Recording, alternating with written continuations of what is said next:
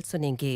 विवरण दे रहे हैं श्री मोहन लाल मजीठिया हिंदी में और प्रोफेसर रजनीकांत नायक अंग्रेजी में। आइए श्री जगन्नाथ धाम पुरी चलें।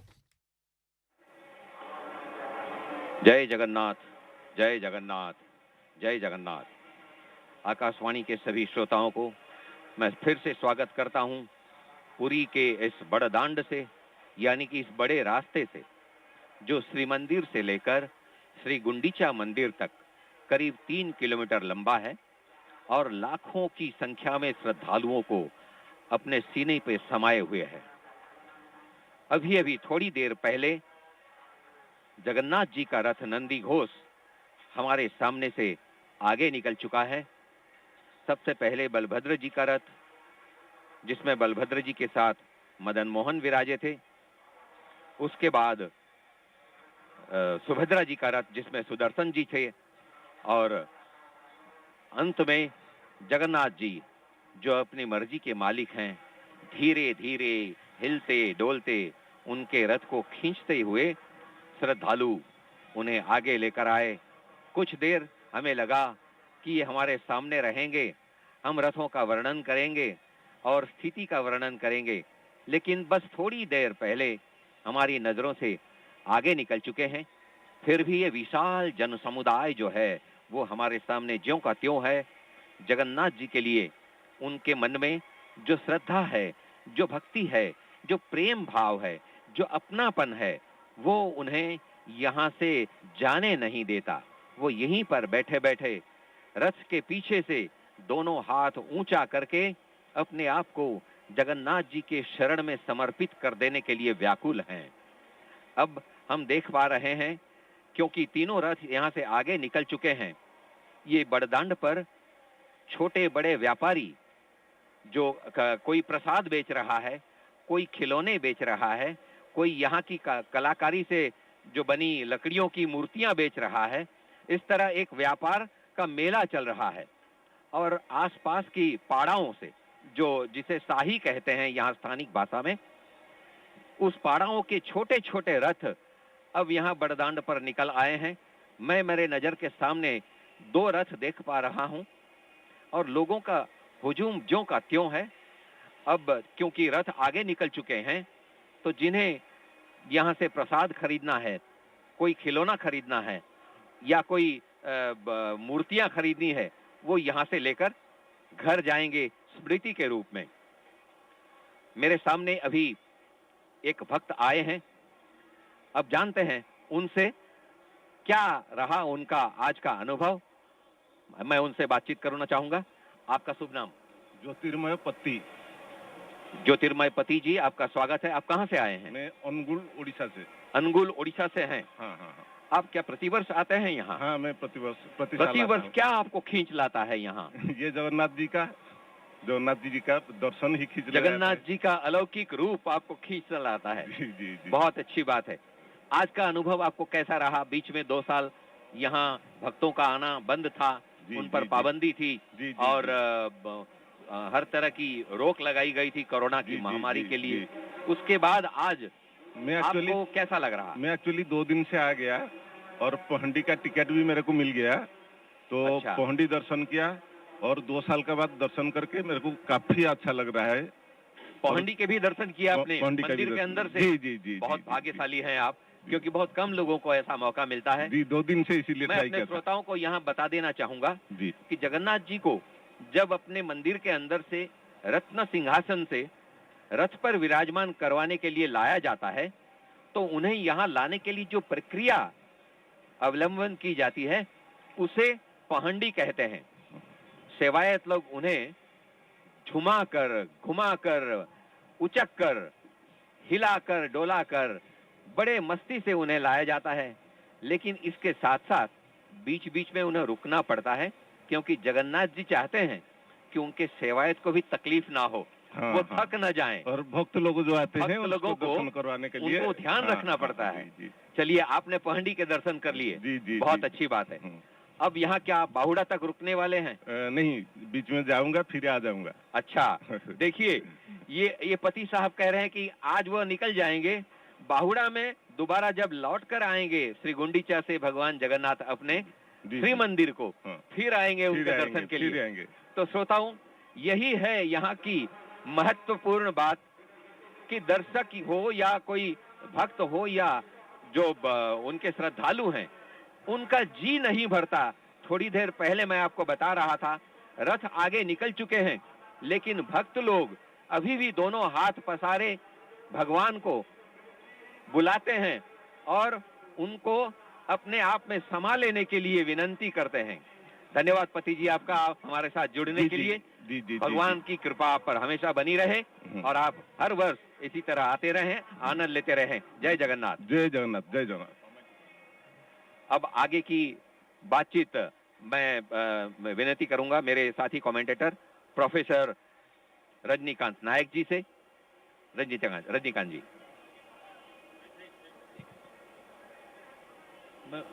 Thank you, Majithia ji. To our good luck, we have another Vakta among us. May we know your name, sir? My name is Gyana Mahanti. Gyana, where are you from, sir? I stay in Bhubaneswar. You stay in Bhubaneswar. Right. Okay. Can I know what you do, sir? Professionally, I am an engineer. You are an engineer. I am a mechanical engineer. So, from a technical point of view, would you mind if I ask you, what do you find special about Jagannath that you come here? Do you come here every year, sir?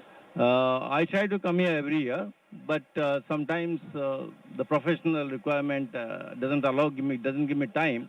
But Okay, we prefer is to. this your first time? No. Last year I was also here, although there was Corona. So I had certain assignments here for which I was here, and I have seen the whole of the functions. This is the first time you are coming physically to have a No. look at the Lord? No, last time I was also here.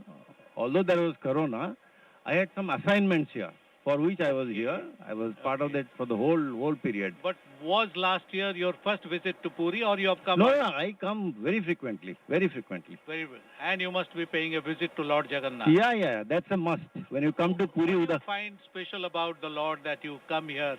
You feel like coming here every year, or if you can, you. In my opinion, there isn't a single thing which doesn't attract you. Everything, starting from the temple till all his course, the surrounding, the atmosphere, the vibes, everything is unique.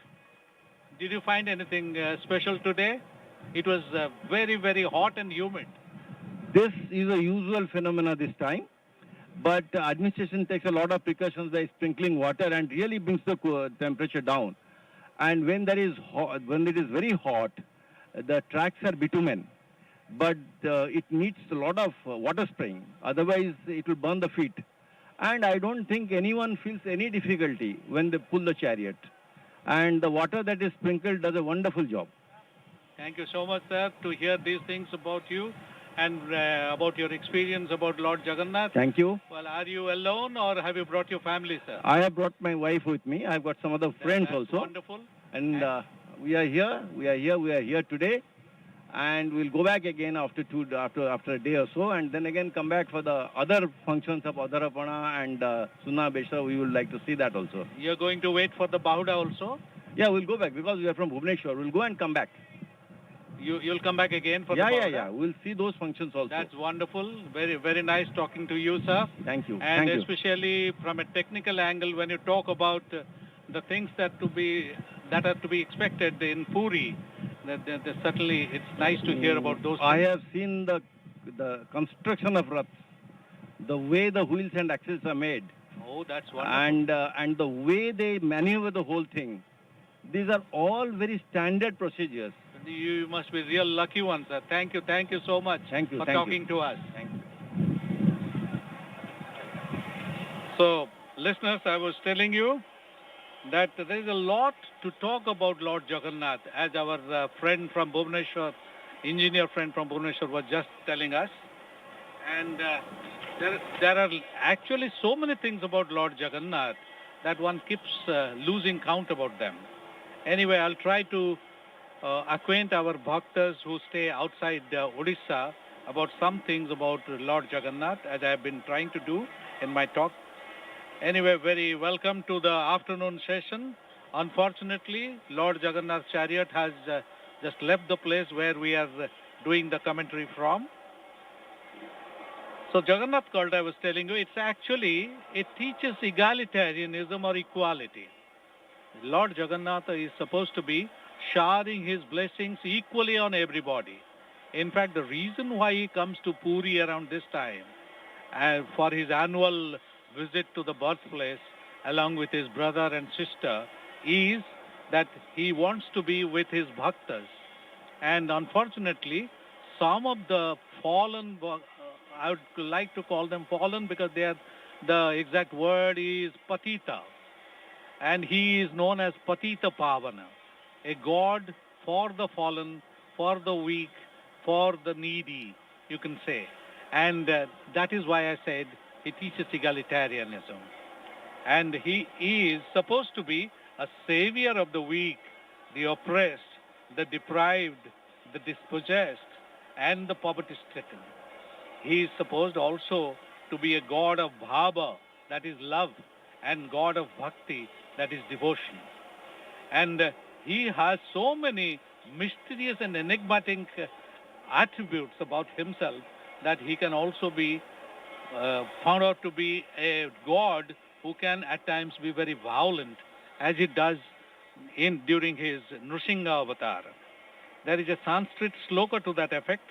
It reads something like this: Sarvam rahasya purushattamasya devana jananti kuta manushya.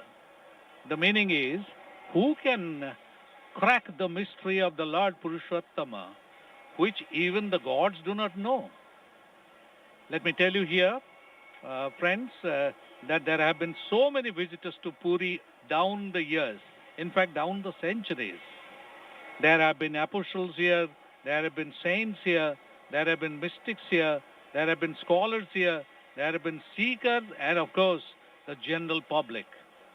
You can talk about Saint Madhava, Ramanuja, Nimbark, Kabir, Nanak, and all these saints and religious-minded people, they make it a special point to come to Lord Jagannath for their annual darshan of Lord Jagannath and during his car festival. And let me tell you here that the daru of which the idols are made, they're made of wood, that is supposed to relieve pain, ameliorate suffering, heal festering ailments, and Lord Jagannatha is worshipped as the Daru Devata, or he is said to be also the Purna Brahma. Mr. Majithia, will you please continue with the narration of the Rath Yatra? धन्यवाद doctor नायक। मैं अपने श्रोताओं को बताना चाहूंगा कि अखिल विश्ववासी को, यानी कि समूचे ब्रह्मांड को साम्य बोध के महामंत्र से सराबोर करने के लिए महाप्रभु जगन्नाथ स्वयं ये रथ यात्रा की लीला की संरचना करते हैं। प्रतिवर्ष अपने जन्मस्थली को जाने का बहाना करके वो श्री मंदिर से बाहर निकलते हैं, क्योंकि वो उन पतितों को, जिन्हें पतित कहा जाता है, जो श्रद्धालु, जो भक्त मंदिर के अंदर प्रवेश से वर्जित हैं, उन्हें अपने आलिंगन पास में बांधने के लिए, उन्हें अपने दर्शन से धन्य करने के लिए वो बाहर आते हैं मंदिर से और रथ पर विराजमान होकर उन्हें दर्शन देते हैं। इसीलिए उन्हें पतित पावन कहा जाता है। Professor Nayak.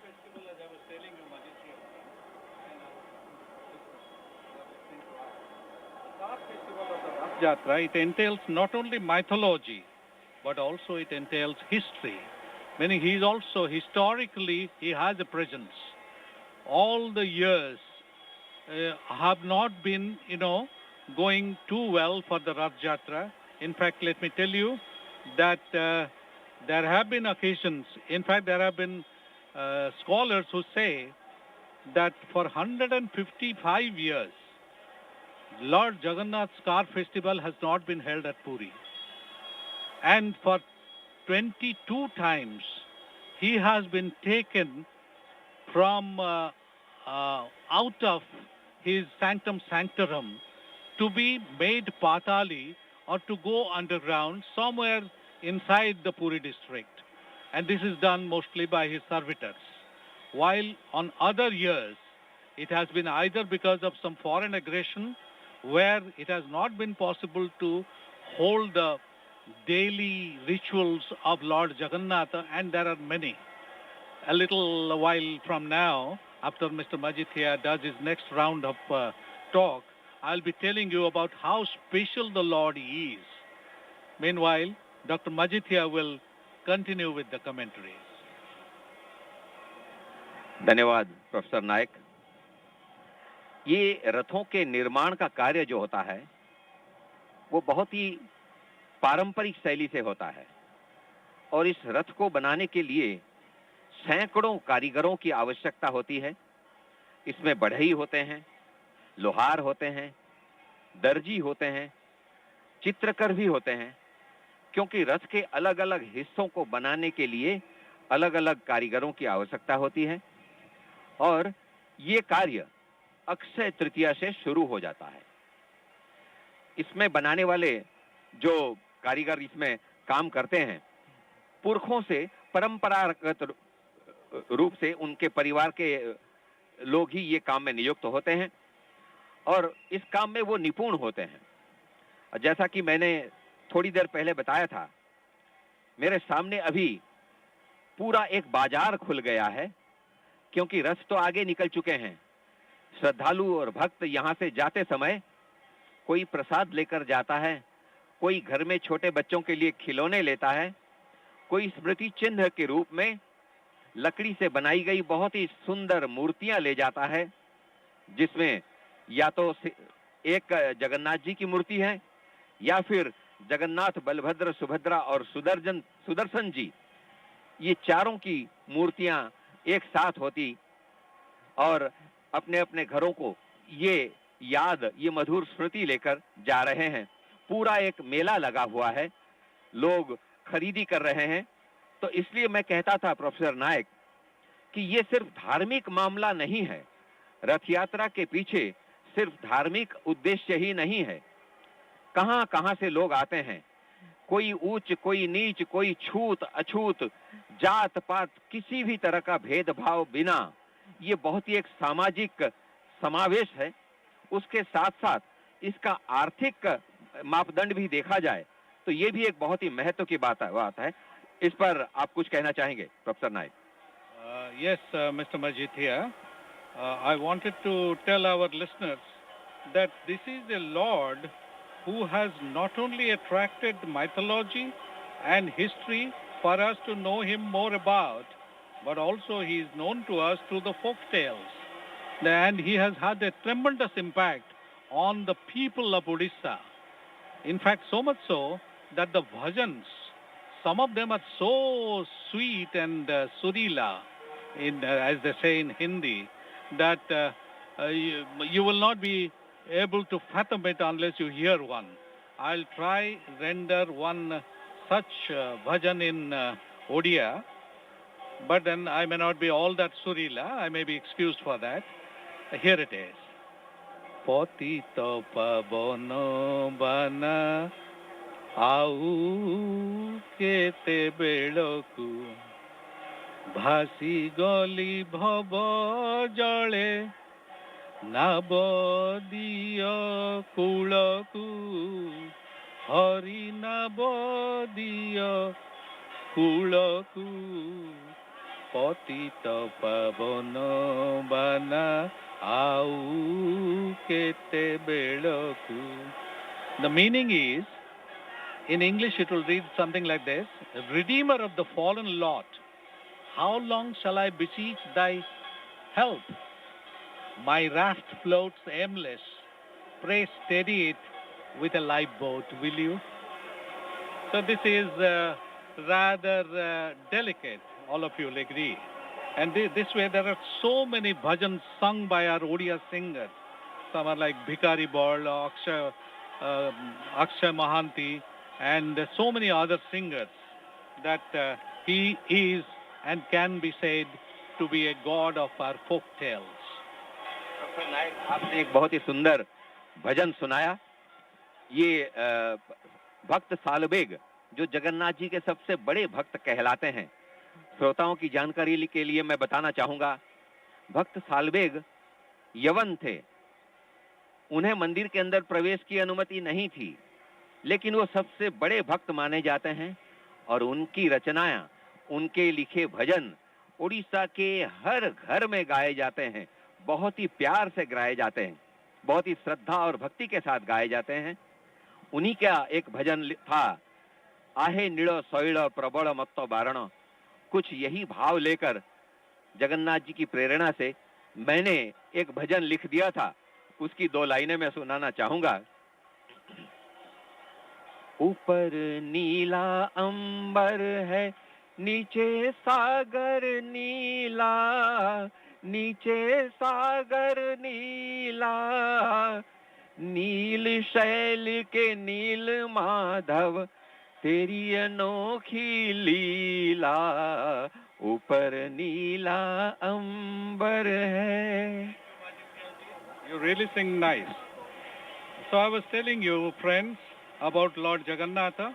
This Lord Jagannatha may have had a tribal origin, and many sects and beliefs might have influenced his worship as the Lord Supreme in an incomplete form.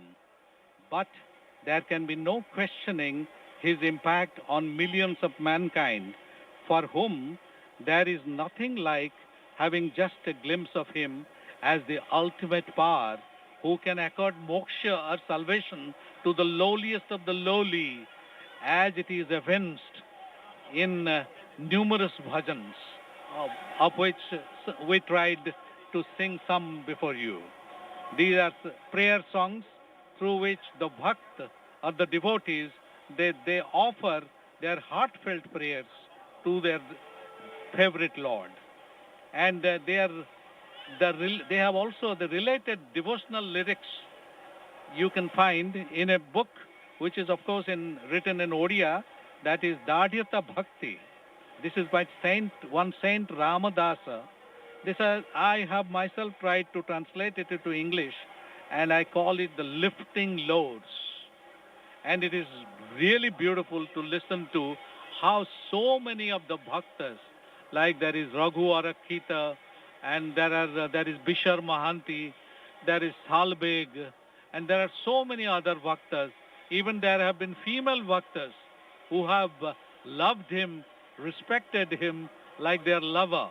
And one such lover actually went on thinking about him so much that she had terrible time in her family, like Meera by heart. And in this case also, in the case of this lady, the Lord took it as a special privilege to visit her in her dreams and to be physically present with her, to the detriment of her social life. But then that is Jagannath Bhakti. And Majithia ji, आप कुछ कहेंगे? धन्यवाद professor नायक। अभी जगन्नाथ जी, बलभद्र जी और सुभद्रा देवी तीनों रथों में श्री गुंडीचा मंदिर की ओर रवाना हो चुके हैं। श्री गुंडीचा मंदिर यानी कि महाप्रभु का जन्म स्थान। महारानी गुंडीचा को दिए गए वचन को निभाने के लिए प्रतिवर्ष महाप्रभु जगन्नाथ रथारूढ़ होकर यहाँ इस जन्मस्थली को आते हैं। अब आज सुबह से नहीं बल्कि कुछ दिनों से श्री गुंडीचा मंदिर में चहल पहल काफी बढ़ गई हुई और आज मंदिर को अच्छी तरह से धोकर मार्जना करके महाप्रभु के आगमन की प्रतीक्षा में उसे सजाया गया है, संवारा गया है और पूरा मंदिर दिन भर आज चल चंचल रहा है। महाप्रभु के स्वागत हेतु मंदिर की साफ सफाई यानी मार्जना कार्य किया गया है।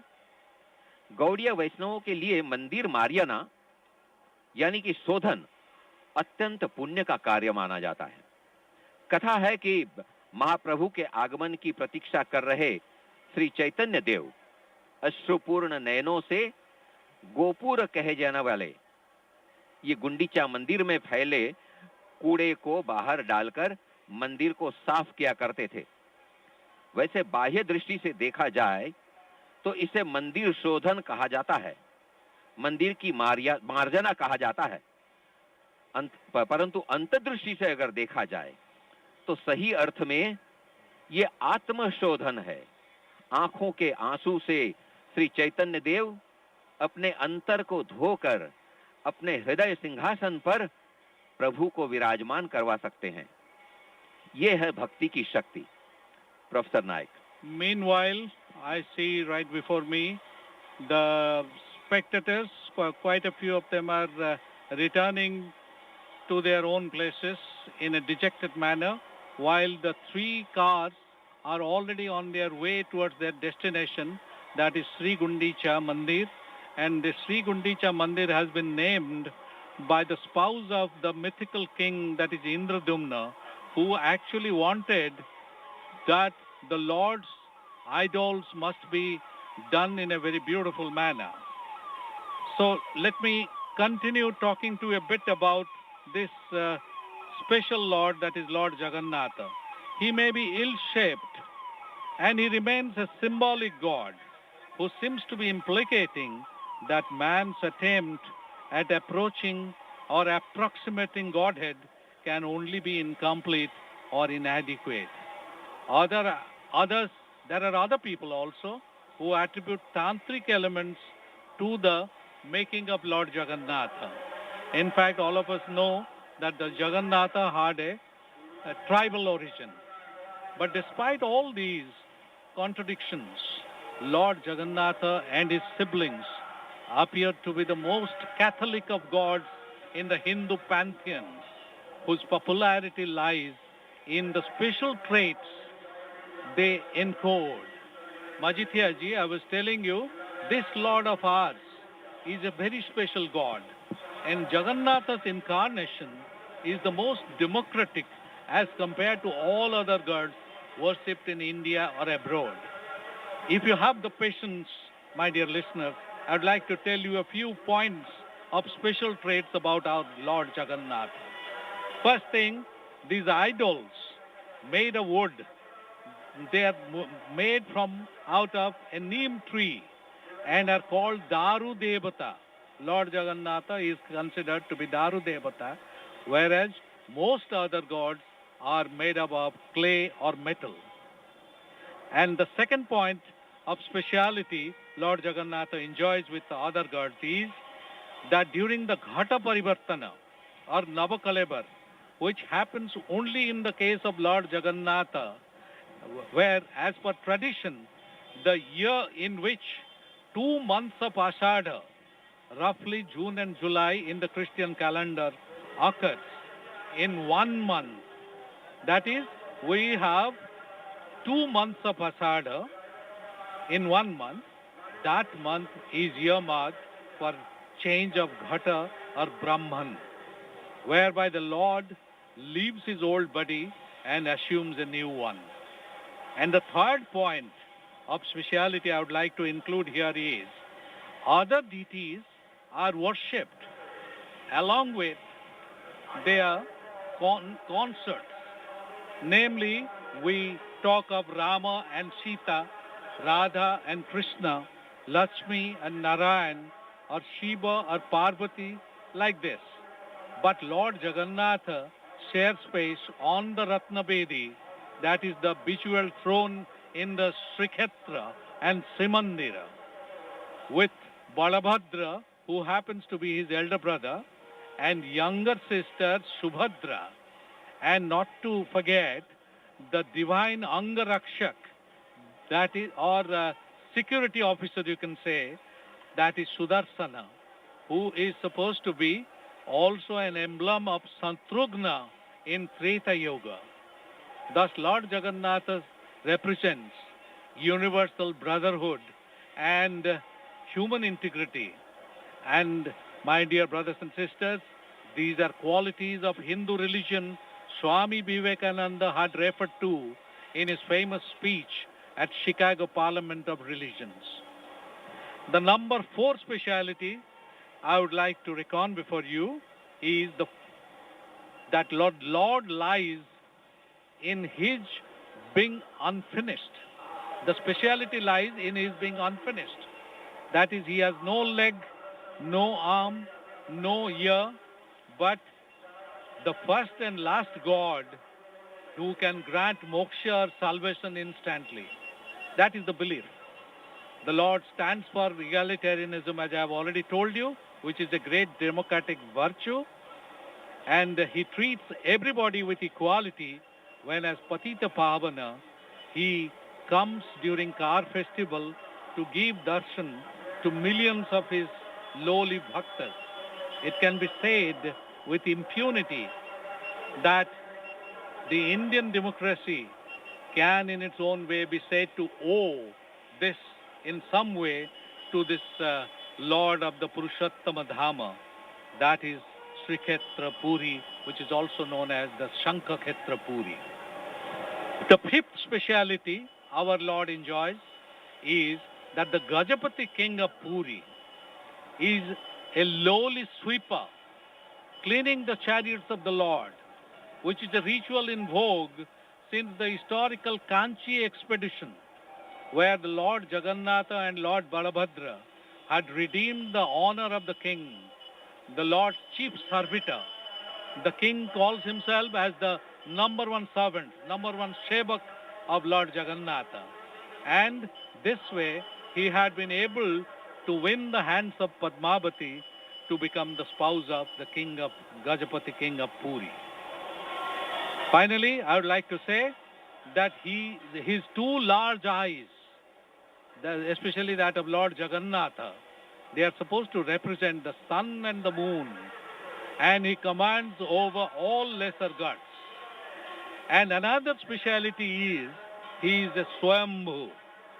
The English word is autochthonous, the one who can be found only in the place of his origin.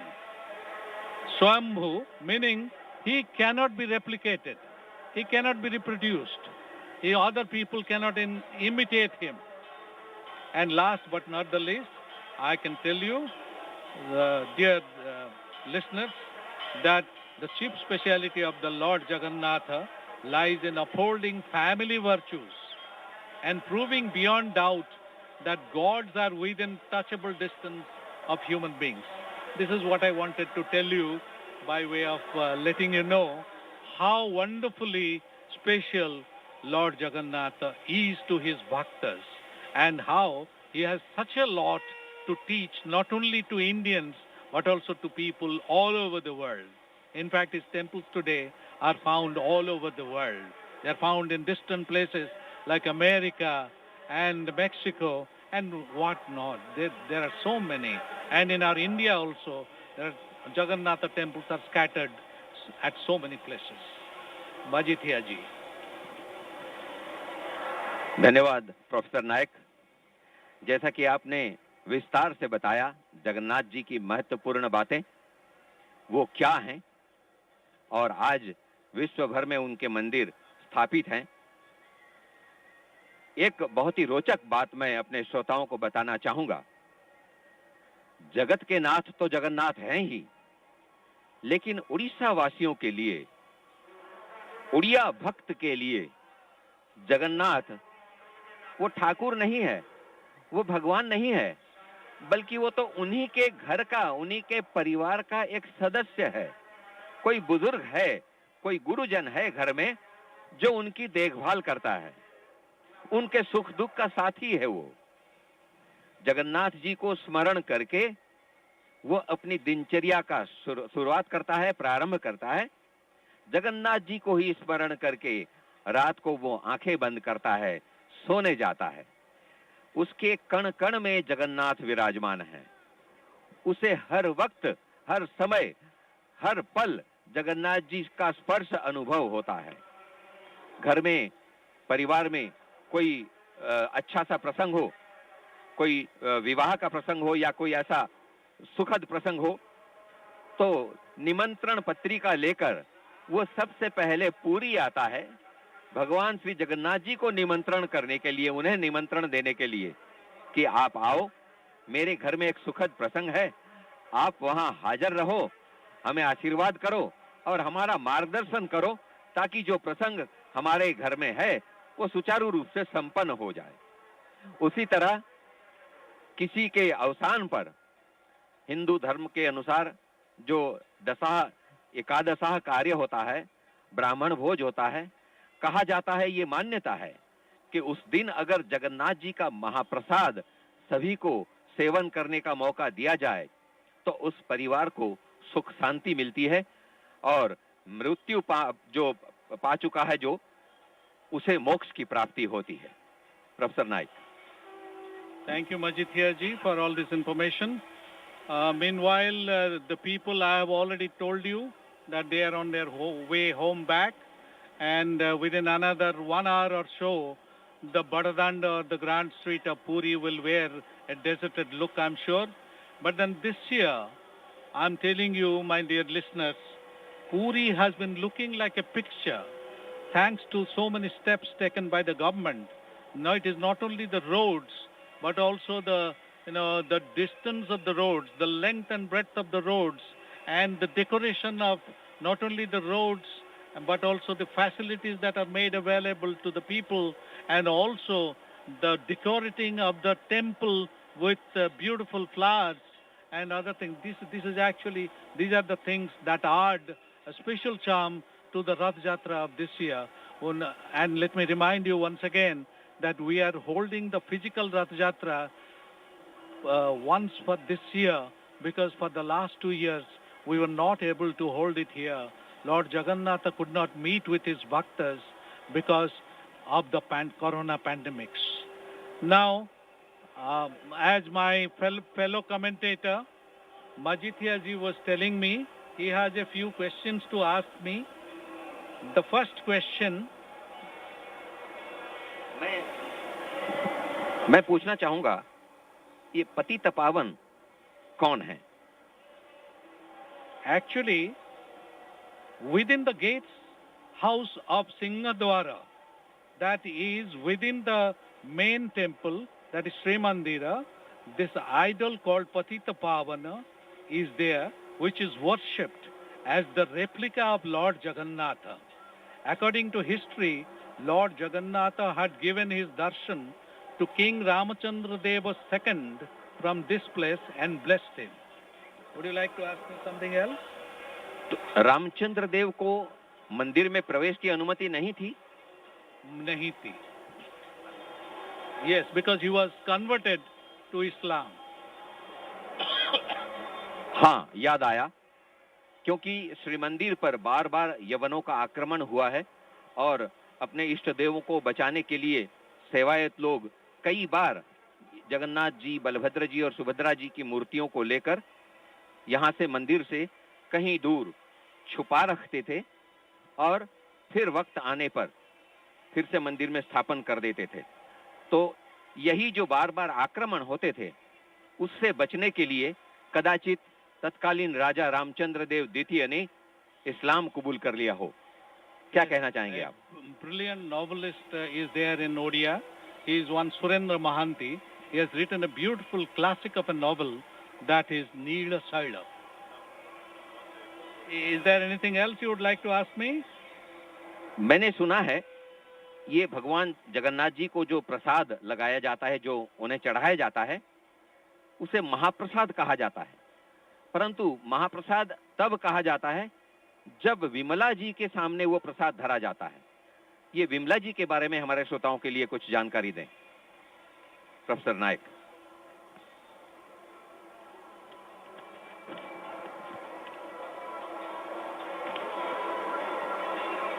Yes, Mr. Majithia, Bhimala is Adi Shakti of Sri Mandir.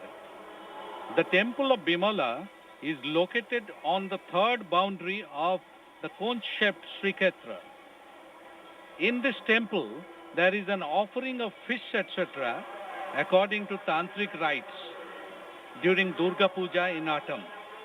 Out of the Shakti shrines in the whole of India, this is a very famous tantric and Devi shrine. धन्यवाद professor नायक.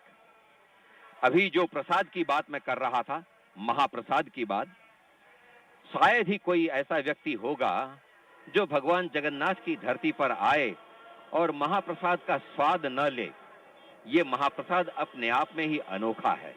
क्योंकि देखा जाए तो एक अर्थ में यह महाप्रसाद मानवता का जीता जागता प्रतीक है, क्योंकि इसके सेवन में ऊंच नीच, अमीर गरीब, छुआछूत का कहीं कोई भेदभाव नहीं है। घर के सभी सदस्य एक ही पत्तल में नीचे पालथी मारकर बैठकर ये प्रसाद सेवन करते हैं। इसे कुर्सी टेबल पर बैठकर नहीं सेवन किया जाता, नीचे धरती पर बैठा जाता है और केले के पात में इस प्रसाद को, महाप्रसाद को परोसा जाता है और सभी एक साथ मिलकर प्रसाद सेवन करते हैं और उसी में इस महाप्रसाद सेवन का आनंद होता है। स्वयं महालक्ष्मी जी ही अपनी देखरेख में महाप्रसाद बनवाती हैं, ऐसी मान्यता है। जगन्नाथ मंदिर के दक्षिण पूर्व दिशा में स्थित रसोई, जो दुनिया भर की सबसे प्रसिद्ध रसोई है, जहां 750 से भी अधिक चूल्हे हैं, कहा जाता है कि जिस अग्नि में भोजन पकाया जाता है वो कभी बुझती नहीं है। हर दिन सैकड़ों रसोइये मिलकर 56 प्रकार का स्वाद प्रसाद बनाते हैं, जिन्हें भगवान को चढ़ाया जाता है, जिसे 56 भोग कहा जाता है।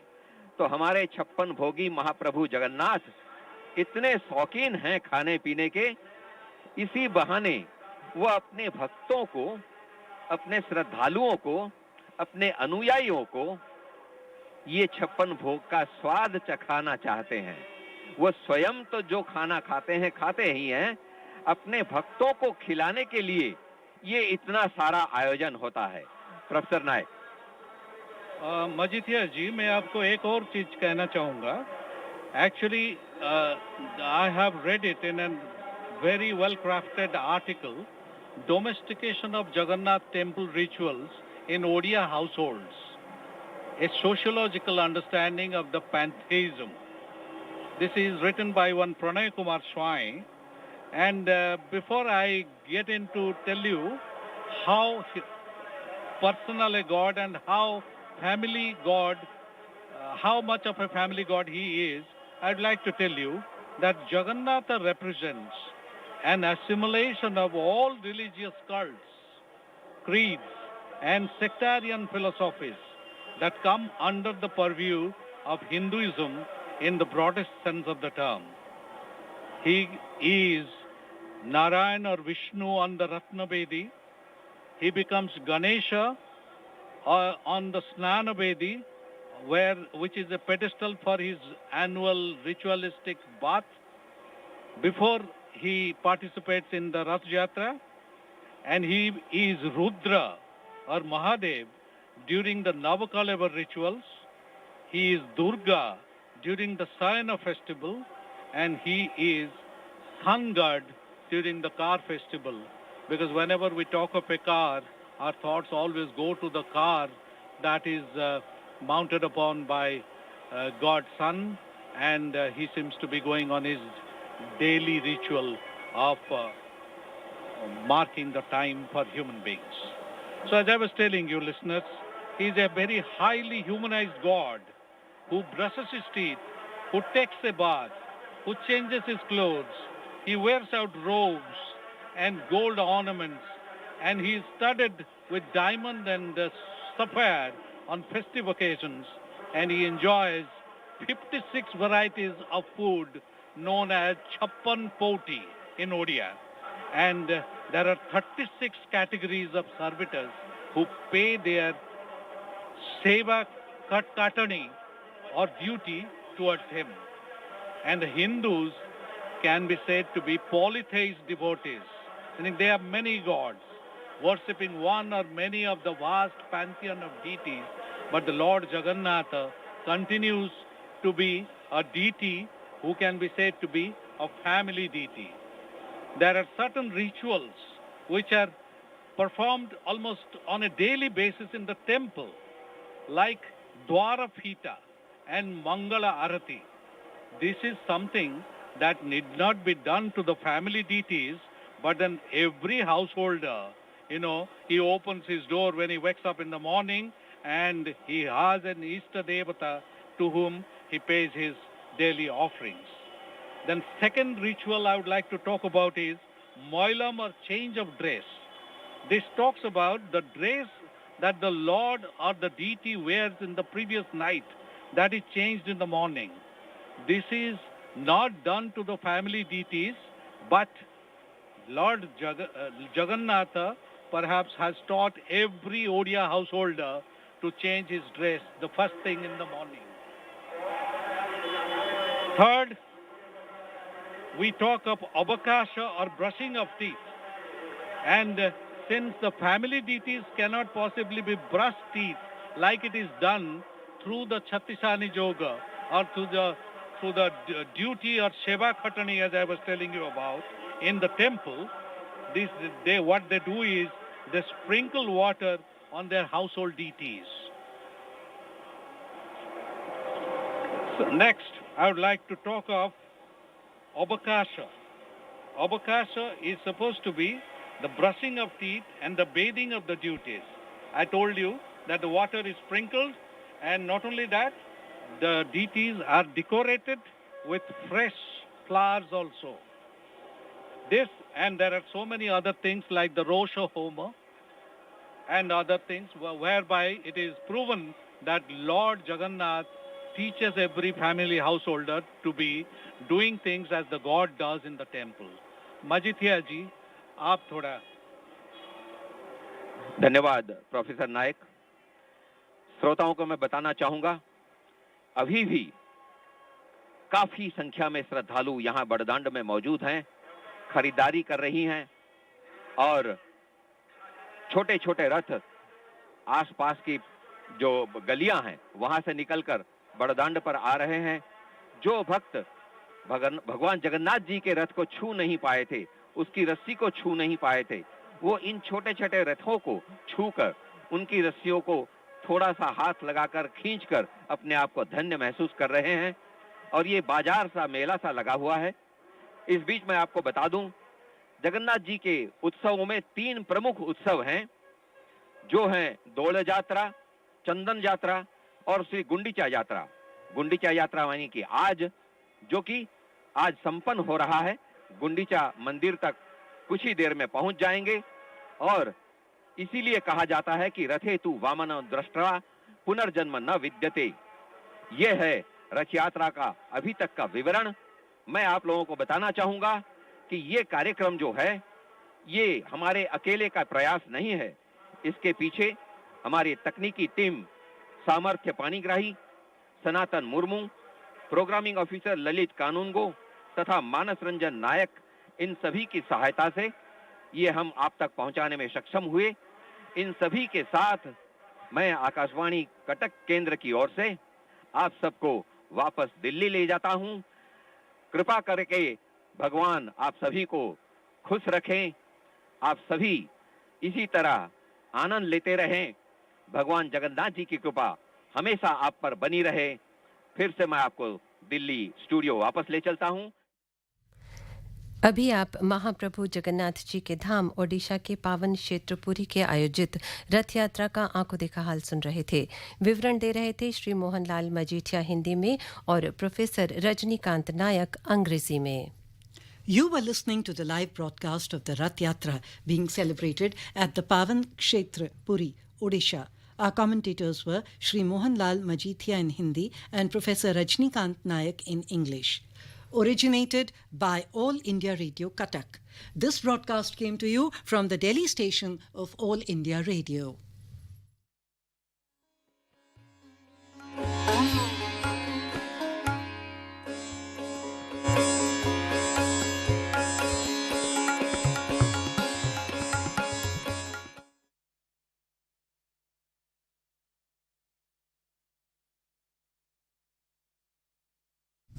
ये आकाशवाणी है. अब आप चंद्रिका जोशी से समाचार सुनिए.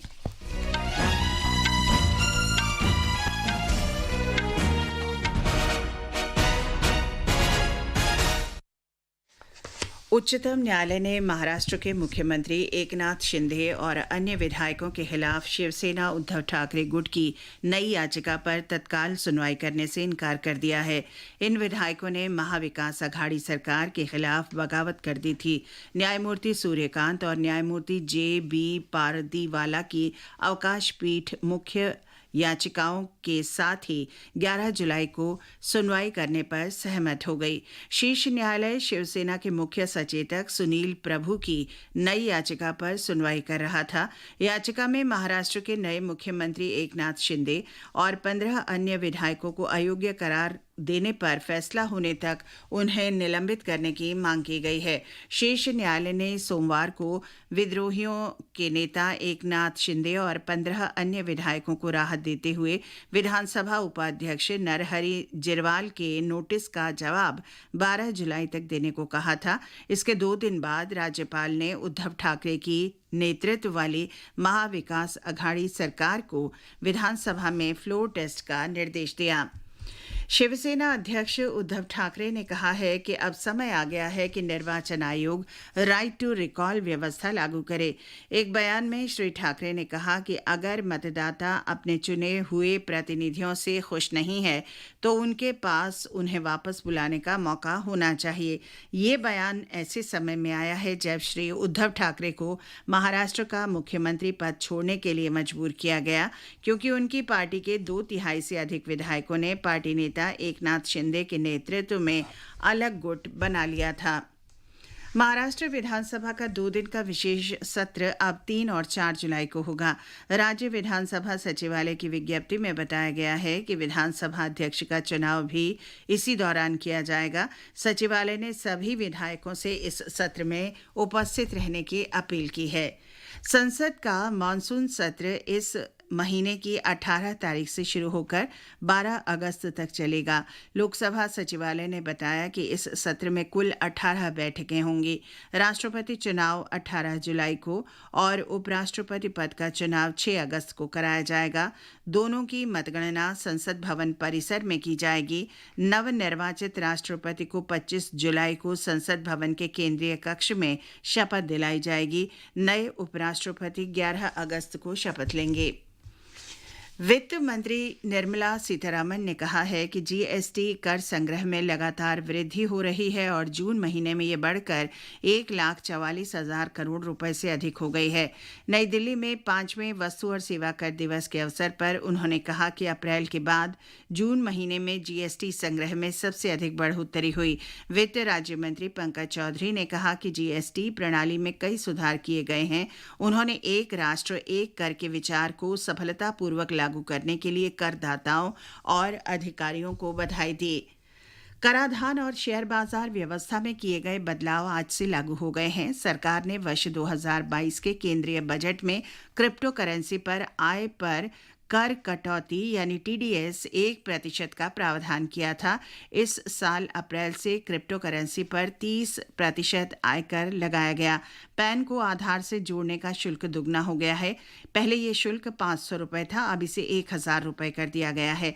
पिछले महीने भारतीय प्रतिभूति और विनिमय बोर्ड ने घोषणा की थी कि सभी डीमैट खातों को इस साल 30 जून तक टैग करने की आवश्यकता है। आज से बिना टैग वाले किसी भी डीमैट खाते में प्रतिभूतियां जमा करने की अनुमति नहीं होगी। सिंगल यूज प्लास्टिक यानी एक ही बार उपयोग में आने वाले प्लास्टिक पर प्रतिबंध आज से लागू हो गया है। पूरे देश में आज से सिंगल यूज प्लास्टिक वस्तुओं के उत्पादन, आयात, भंडारण, वितरण, बिक्री और उपयोग पर पाबंदी रहेगी। आकाशवाणी के समाचार सेवा प्रभाग से आज शाम 7:40 पर सुर्खियों में कार्यक्रम में परिचर्चा का विषय रहेगा। आइए जानें सिंगल यूज प्लास्टिक पर प्रतिबंध के बारे में। प्रधानमंत्री सूक्ष्म खाद्य प्रसंस्करण उद्यम योजना के 2 वर्ष आज पूरे हो गए हैं। खाद्य प्रसंस्करण उद्योग मंत्रालय ने एक बयान में कहा कि ये योजना इस समय 35 राज्यों और केंद्र शासित प्रदेशों में लागू की जा रही है, जिसमें खाद्य प्रसंस्करण उद्योग के असंगठित क्षेत्र में मौजूदा निजी सूक्ष्म उद्यमों को बढ़ाने और क्षेत्र को औपचारिक रूप देने की परिकल्पना की गई है। केरल के मुख्यमंत्री पिनाराई विजयन ने तिरुवनंतपुरम में सत्तारूढ़ मार्क्सवादी कम्युनिस्ट पार्टी मुख्यालय एकेजी सेंटर पर कल रात हुए हमले की निंदा की है। मुख्यमंत्री ने कहा कि पुलिस को दोषियों को पकड़ने के निर्देश दिए गए हैं। श्री पिनाराई विजयन ने पार्टी कार्यकर्ताओं से संयम बरतने और बहकावे में नहीं आने को कहा है। मणिपुर के नोनी जिले में मलबे में दबे लोगों को निकालने का काम जारी है। अभियान के दूसरे दिन आज प्रादेशिक सेना के 2 जवानों सहित 5 शव निकाले गए। अब तक 13 शव निकाले जा चुके हैं। इस घटना में 80 से अधिक लोगों के दबे होने की आशंका है। बचाव अभियान के लिए बहुत जल्द लेह से वॉल राडार कैमरा लाया जाएगा। मणिपुर के मुख्यमंत्री बचाव अभियान की स्वयं निगरानी कर रहे हैं। ये समाचार आकाशवाणी से प्रसारित किए जा रहे हैं। कंपटीशन की अगर आप कर रहे हैं तैयारी, तो उनके लिए ऑल इंडिया रेडियो